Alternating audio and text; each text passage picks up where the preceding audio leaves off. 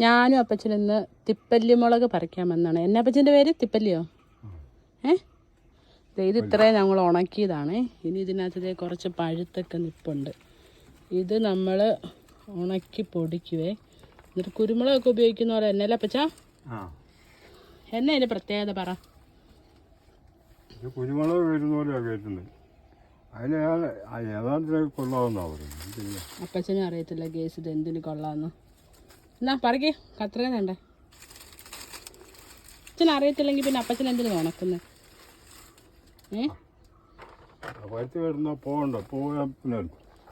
പോകാതിരിക്കാൻ വേണ്ടി ഉണക്കുന്നതാ, അല്ലാതെ എന്തിനാന്ന് പോലും അറിയത്തില്ല. ഇതിൻ്റെ ഉപയോഗം എന്തിനാ? ഇതിൻ്റെ ഉപയോഗം പനിക്ക് വെള്ളം, പിന്നെ പനിക്കൊക്കെ ഈ നമ്പറോ ഈ പണിച്ച് അങ്ങനെയുള്ള ഓരോ രോഗത്തിന് കൊള്ളായി. അതിലൊന്നും ഉണ്ട് പഴുത്തത്. അതിൻ്റെ സിത്ത ദിവസമൊന്നും എനിക്കറിയാൻ മേല. അവൻ പറഞ്ഞു ഇത് തന്ന് അവൻ്റെ വീട്ടിൽ അവൻ പറയുന്നത് ഇത് വയറ്റിന്ന് അച്ഛൻ ഇത് ശകലം കൊണ്ടുവച്ചത് കണ്ടോ. ഇത് മൊത്തം ഇവിടെ ആയിട്ടുണ്ടേ മുളക്. ഇത്ര ഉണക്കിയിട്ടുണ്ട്.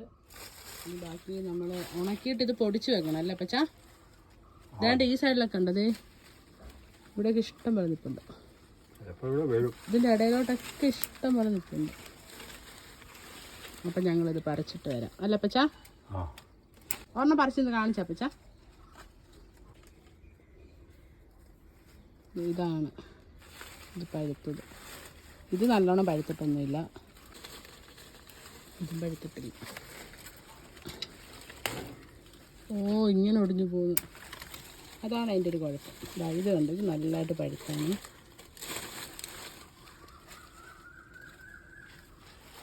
ഇത് കാപ്പിക്കകത്ത് ചേർക്കണോ? എന്നിട്ട് പനിയൊക്കെ ഉള്ളത് മാറും അല്ലേ? ഇത്രയും കിട്ടി കേസ്. ബാക്കി നമ്മൾ ഉണങ്ങിയതാണ്. ഇനി ഇതും ഉണക്കണം. ഇതൊന്നും അപ്പച്ചൻ കണ്ടിട്ടില്ല. ഇതിൻ്റെ ഇടയിലോട്ട് ഇഷ്ടം പോലെ ഉണ്ട്. ഇത്രയും മുളക് കിട്ടിയിട്ടുണ്ട്. ഇനി ഇത് ഉണക്കും അല്ലേ പച്ച? ഉണക്കിയിട്ട്